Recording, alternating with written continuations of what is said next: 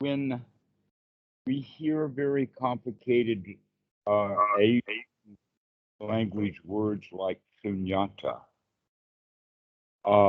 we kind of think that it means something really high and philosophical and really difficult to understand. But another way of looking at it is that there's just not much to it. That's the whole point. That there's really nothing there. And that what happens when we discuss words like sunyata or sunyata in a philosophical context, basically what that philosophical context actually means is conceptualization, or making concepts out of the reality of the situation.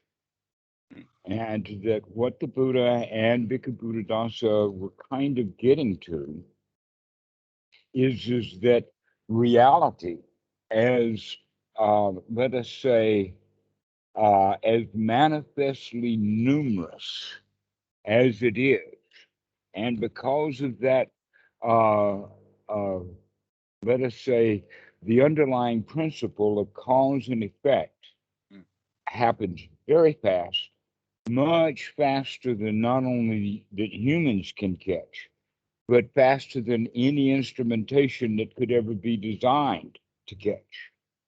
In other words, we're trying to capture something that is gone. Let us think about a rabbit trap. You know, you got a box here and you got a stick. Right. And you have to wait until the rabbit gets under the box before you pull the stick. Okay. Well, the rabbit that we're talking about, in the sense of cause and effect, goes in and out of that box long before an observer could ever observe that the rabbit was in the box and then out. And if he could observe it, he still couldn't pull the string and get the string to be pulled to move that stick out of the way for the box to fall. All of that is so slow, is around cause and effect. And so that's one sort of very slow kind of concept to describe it. Here's another concept. What is the speed of light? In fact, this is where the physicists are going with it. What is the speed of light? Why does it have a speed? And what is it that's the causality that determines the speed? Because we know what determines the slowing down of it. We know that in absolute vacuum, that it's at one, but it comes down just a bit in outer space because it's not a vacuum. When it goes into an atmosphere, it's slower. When it goes into water, it's even slower. When it gets onto circuit boards in a computer, it's even slower than that, or the electrons are much slower. They're around 180, excuse me, about 130 thousand miles per second, as opposed to 186,000. So we're talking about, then the reality is that there are factors that determine the speed of light. What are the final factors that determine the speed of light? Is causality itself. Or you can think of light as in a light wave.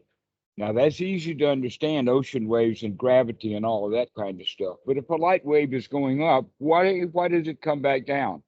What causes it to lose its altitude, if not its energy, so that it goes down into the trough and then back up again? What are the causalities of these things? This is the part that we don't know, but we do know that it happens fast, way faster than a trillionth of a second, way faster than a nanosecond, because we can measure things at the nanosecond level, and this stuff is like a nanosecond's nanosecond.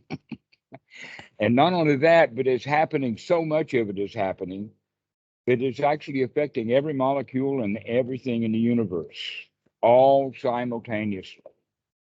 And so at that conceptual level, it's both very fast and very, very, very common, if we could say. to where literally, since we've been talking in this conversation, within your own body, literally trillions of things have happened trillions of times. And yet what is happening is very basic. Right. Very, very basic. It's just happening very commonly and a whole lot of it. So now that we've got that this is reality. Reality is very simple. There's just a whole lot of it. Right. Yeah. Right. I'm just sitting here right now, but trillions of things are happening in order for me to be sitting here right now. Right. In order to even have the concept, I am sitting here now. All of those are concepts. Okay. Okay, so we think in concepts, but we experience through the senses reality directly. But the stories that we tell ourselves are conceptualizations. In the Pali, this would be called the Salayatana. The atana is the senses, and the Salayatana is what we do with it. So as you've noticed, I have jumped immediately out of, let us say, particle physics into Paticca Both of them are sophisticated. Okay, the Salayatana is the atana that we use on the inside. So another way of saying it is no human being is capable of living in the real world. They live in the conceptualized world. And the reason for that is because we're trying to make sense out of it. And the way that we make sense out of it is through our past. In other words, if I see a tree, I recognize it's a tree because I've seen trees before. Been there, done that. Okay, so now that we've been there, done that, we can do it again really quickly.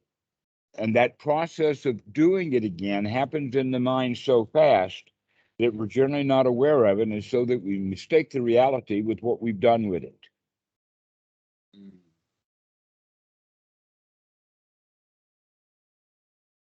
Yeah, I see that. Like that there is a conceptualization, or what we're actually interacting with is a mental construction. Mm-hmm. Or the Actually, mind. what the way that it's spoken of in the Pali is that which contacts us. Is not the sense itself, but it's what we manufacture out of that sense. In other words, you could be standing in a fairly crowded place where there's a lot of busy activity, and somebody brush aside you, and on one particular day you'd react to it differently than you reacted to it on a different day. On one day you'd say, "Hey, watch where you're going," and on the other day, it doesn't matter at all. Okay. But the brush was exactly the same. But what we did with it is what is really going on. And so the Buddha and Bhikkhu Buddhadasa are pointing out that the brush itself was void of both the ignoring of it and the "hey, watch where you're going" side. Both of those are mental constructs, and the reality was actually void of that. Yeah, I can see that there's a lot of freedom in that. And it happens on a let us say it happens on a very frequent basis, and that we're generally not aware of it. Here's another example of that is that somebody is walking down the street with a particular kind of clothing on, and two people across the street are looking at him, and each of them have a completely different reaction to him, and neither one of them know him. All they do is recognize the suit or the uniform he's wearing. And yet they will have a completely different reaction to him. For instance, or her, for instance, it may be a nun's habit. The two people will have a completely different reaction to the person that's wearing the nun's habit. Or it may be an SS uniform. Or it may be a Halloween version of an SS uniform. And one of them can see the Halloween version of it, and the other one sees it as real. It depends upon how we mentally construct things. And the way that we mentally construct things often has more to do with our own baggage, our own past, okay, than it does the actual reality. The reality is void. In fact, the reality is that that's not an SS uniform, Halloween or otherwise. It's just cloth cut in a certain style, at a certain color, and that we identify it as SS uniform. Also a mental construction. So there's Right. layers of mental construction. Yeah, it's not objective. It's It's subjective. It's subjective. Yeah. Yes.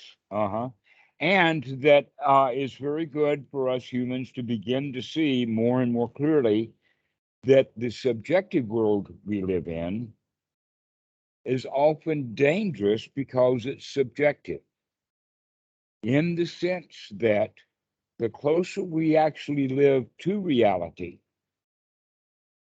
then the less likely we are to have dukkha or dissatisfaction. In other words, when we're satisfied with reality, but when we make a concept out of it, it's the concept, especially if the concept is very, very far away from reality.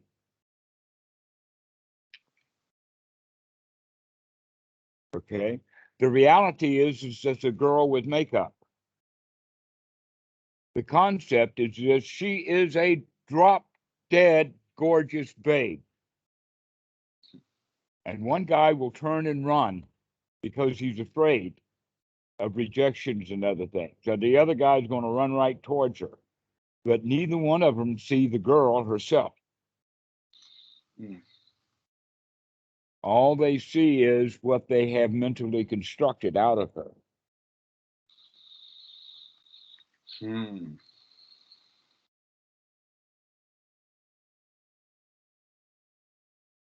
So where does Sunyata fit in? Well, the Sunyata is look at what's not there. And we can get started with that at a very, very simple level. The way that the Buddha taught Ananda about this was going into a sala. Now, salas are common here. Basically, what a sala is a roof that's somehow supported with as few poles as possible. And that's all you've got. That's a sala. It may or may not have a floor.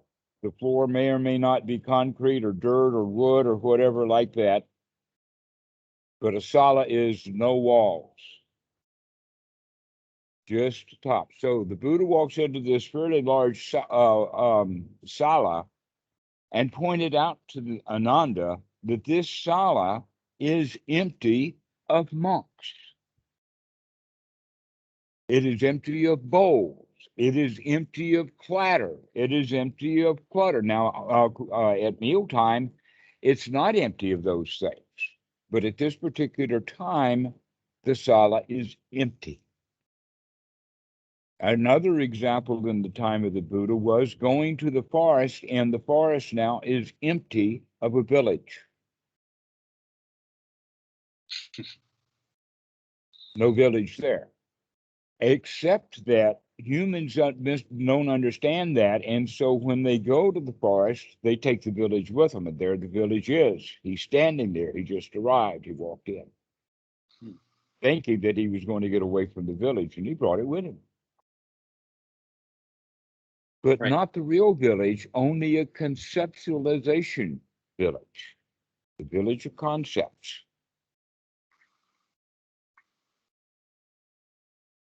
So thinking about it or pondering. Thinking about it, precisely. So when Ananda is standing in the empty Sala. He is conceptualizing monks and bowls there, but he's also conceptualizing it with the knowledge that this is the conceptualization, that there are, in fact, no bowls or monks here. Now, that's easy enough to do in that example, but village is pretty hard, because we live a whole lot in the environment that we're in, and so we kind of take our environment with us. So if we lived in the village and then went to the forest, we've got a whole lot of village kind of thinking going on, but we don't know it. If we're not in the here now, we're in a conceptualized world. And the world itself is free and empty of those concepts. The only place they exist is between the ears.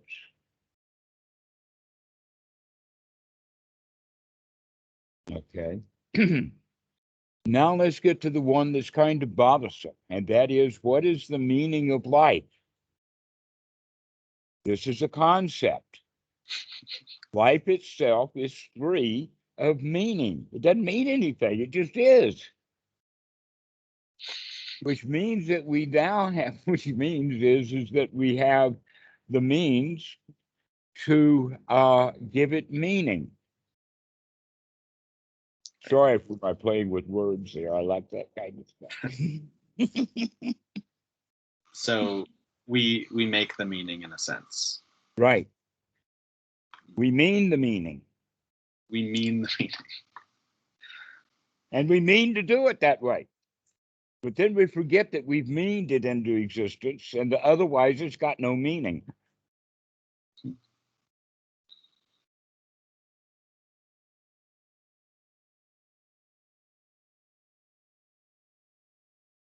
Yeah, I suppose we spend a lot of time looking for a meaning, or for some meaning out there.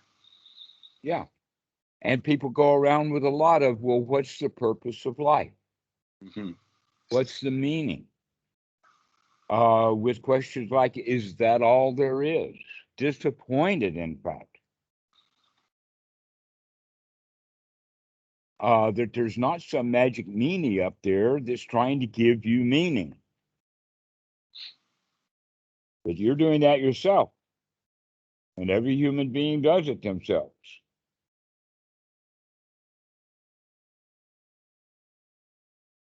Yeah, I feel that. That's potentially very heavy. Or very light. I mean, the heaviness was light. that we thought that was true. We believed the concepts, and the concepts are very heavy. Right. So the concepts are heavy.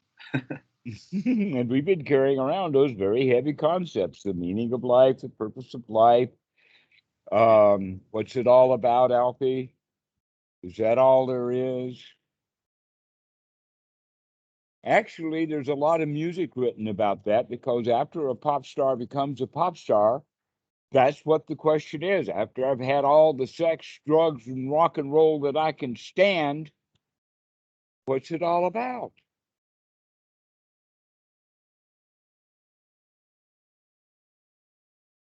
And they wind up in either overdoses or dead from suicide or stupidity or something like that, because they continue to look for the meaning that they thought that they were finding when they got popular.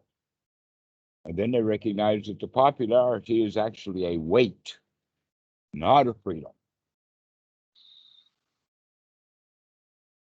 Right. Like, you could have all the money in the world, but then you have to figure out where to put it all, or then you're going to have to figure out not only where to put it, but to make sure that that place is free from the 7 billion people that are after it.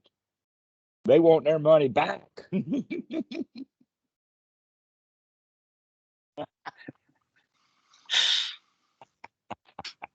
only escape is space, I suppose. Yeah, so having all the money in the world is a really, really dangerous thing. Certainly trying right now. Well, when we recognize that, then we begin to look at it in the other direction, is that, well, what's the smallest amount of this delusional world can I get away with? This is where we come into the issue of the 4 requisites. Just enough food, just enough shelter, just enough clothing, just enough medical attention. That's all we have to work for. And yet our society teaches us through these concepts, the bigger the better. You got to have your name on the top of the tower.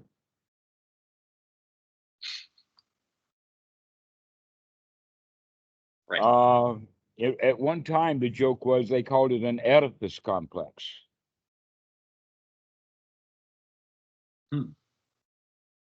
But that was a joke on the Oedipal complex. Oedipus Rex. Right. Okay. Who falls in love with his mommy and goes into competition with his daddy. Yeah. Stabs his eyes. That's actually the softer version of it that I just said, is the life of the Western young man, is to rebel against his father, only to recognize later, perhaps at the age of 40, that he has completely become his father. That seems to be the pattern that plays itself out. Yeah. Mm-hmm. That's the Oedipal complex. So the Oedipus complex then is a place to store all of that Oedipal complex.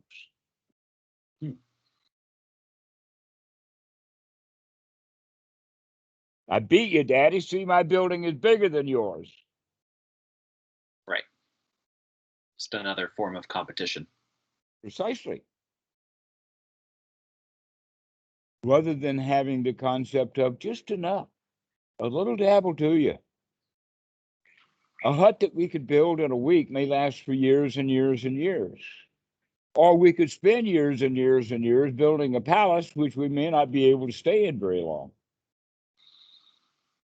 Yeah, We've gotten old by the time it was done. Or something. Or maintaining it and sweeping it and keeping it right, clean. Exactly. Now you got a lot of work to take care of. Got to have employees. How are you going to pay for them?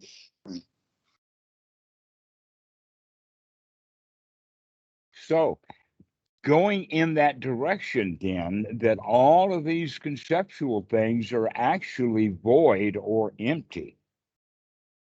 And there's another way of looking at it, and this is the way that Bhikkhu Buddhadasa is approaching the word void itself, is looking at the way that we think. Now, a lot of people will look at void mind and say, oh, void means no thoughts at all. Well, no, there's many different kinds of thoughts, and one kind of thought is conceptualizations. And part of that conceptualizations would be the kind of thoughts that would be we call critical or comparative or judgmental thoughts. All of them kind of things together. This is good, this is better, that's best. I like this, I don't like that. And we go around making these judgments, these quality judgments, ignorant. We don't know that we're making them. Where the reality of the situation doesn't have these judgments on it. That's something that we're doing in our head. We're conceptualizing that this is good and conceptualizing that that's bad, perhaps even without a proper investigation to come to such a conclusion. That's the ignorance, is not doing an investigation to see if the concept that we've created has any match with actual reality. Right. So it's not good or bad. It just is the way it is. It just is the way that it is, and the closer we see things is the way that they actually are, then the less likely we're going to have dukkha. That in fact, the isness of reality is then being manipulated or twisted or conceptualized in the mind of this part of reality is good, that part I don't like, I like this, I don't like that. And so we're back and forth in this rather restless liking and not liking cycle that's based upon judgments. Yeah, it sounds like the push-pull of Vedana, where if there's something pleasant, you're grasping after it. If there's something unpleasant, you're pushing away. And Ah, yes. And the reason that we are pushed and pulled through Vedana is because something contacted us. This is the Pasa before the Vedana. What is immediately before the Pasa, that which contacted us into having a feeling, I like it, I don't like it, is the Salayatana, or the conceptualization of the reality. So we have reality, we bring it in, we try to make sense out of it, we bring in our past to do so, and we do what we call cognition or perception. Perception or perception actually means to do it in order to see it. We conceive or we perceive things. And how we do that is because we take images and thoughts and feelings and concepts from the past to add to the present data that we've just arrived at in the past tenth of a second in order to make something understandable out of it. That we're very curious human beings, and we go around trying to make everything that we know understandable and known. Humans are knowledge freaks. Dogs are not so much knowledge freaks. They're more of chow hounds. I've definitely noticed that that there's that process taking place of cobbling together an opinion about something based on past data, based on memories, past experiences. Mm-hmm. And then what we make out of all of that is now a new kind of consciousness. We can actually say that there's two kinds of consciousness. And when I'm saying that, I'm also meaning that even in the Pali, Vinaya has two different definitions to it, as most languages, most words in most languages have multiple definitions. And so one kind of consciousness is called sense consciousness. And we can use words like seeing, hearing, touching, tasting, smelling, observing, okay? But then we can use that word, that verb seeing in a different way. I see what you mean. Oh, see, the time is getting away. No, the time's not getting away. But when we say that, that's a conceptualization that I've got to go. Right. Okay. Yeah. See, in that first case is like, I understand, or yeah. Mm-hmm. So one is I observe, and the other one is I cognize.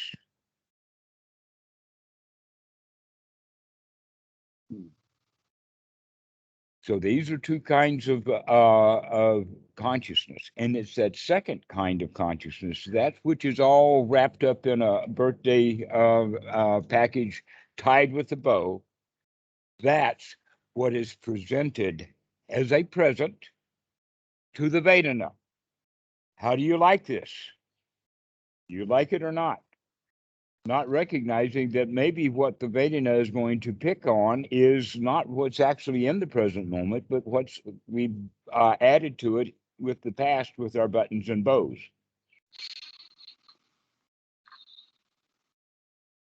Right. So we're not getting a clear picture. We're getting a muddied picture based on everything that we add to the present, so to speak. Exactly. And when we understand that, then we can say, wait a minute, that means that we need to keep looking, keep observing, keep watching, keep noticing, and stop coming to so many conceptualized conclusions.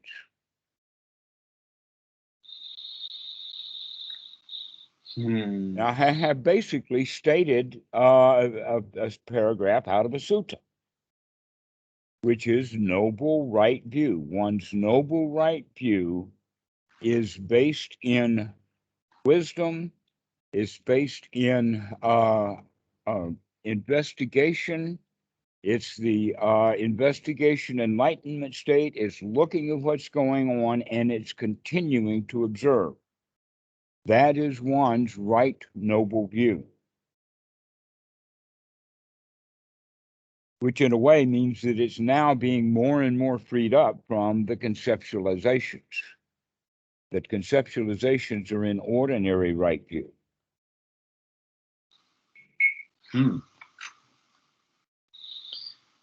Right. So it's peeling back the layers in a sense and looking, contacting, staying with, in a sense, well, staying with the senses as opposed to all the data that's added on top.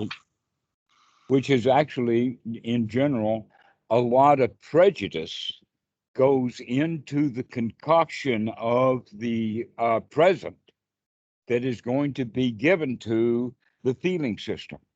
It's already loaded. So this is something that we have to begin to understand how the mind works, and that we do so with a tool that also has a whole lot to do with this quality of void mind that Bhikkhu Buddhadasa was talking about. So getting back to the point that it's not that we're going to have the mind completely thoughtless, but rather we're going to have correct and appropriate thoughts that deal with things the way they actually are, rather than adding a bunch of stuff that would then try to fill the void. So the void mind actually is a wholesome mind that thinks, feels, and acts according to the reality of the situation, as opposed to reacting to a situation the way that we reacted to it, say, when we were 5 years old or 6 years old. Because that's where all of that foundation was laid. When we were little kids, we reacted to things. And there's a almost uniform reaction that first graders have to school. Yeah, I'm a teacher, so I'm very familiar with how that they react to school. How do they react then? Would you say they generally don't like it? They are generally reluctant to be told to come into this room and sit down in this chair and do what you're told to do. Yeah, I think at first, if you have, if you're used to something else and it's so different than what you're used to at home, then. But some kids have a lot of that at home before they get to school. And so there for you are easier to deal with. But the child himself has already been, let us say, put in a situation. Basically what I'm talking about is that our nesting instinct of being at home and associating with others has the quality of going along to get along, do what you're told to do, fitting into the crowd, that the child does not like to be isolated. One of the major punishments that we have as adults is to isolate the child. Why? Because that goes against the instinct, the nesting instinct. And generally, the reason why we isolate a child is because he won't behave socially the way we want to. And so that whole system gets going in childhood, and now we bring that whole system into adulthood. And it winds up being something like having a conversation inside the mind between the parent ego state, or the temporal lobe, and the anterior cortex of the brain, which is sometimes referred to as a reptilian brain. Eric Berne calls that the child ego state. And that in young kids, the frontal cortex is not fully formed yet, even. The bones haven't grown together. All kinds of things are happening in there that are, we would call, developmental psychology. So, but when we're adults, we wind up having this dialogue between the parent and the child about all the ways that society should operate. You should do this. You should go on a diet. You should meditate. I don't want to meditate. Here I am watching YouTube, and instead of watching the YouTube, I'm having a dialogue inside. You should go meditate. I don't want to go meditate. Meditation's going to be good for you.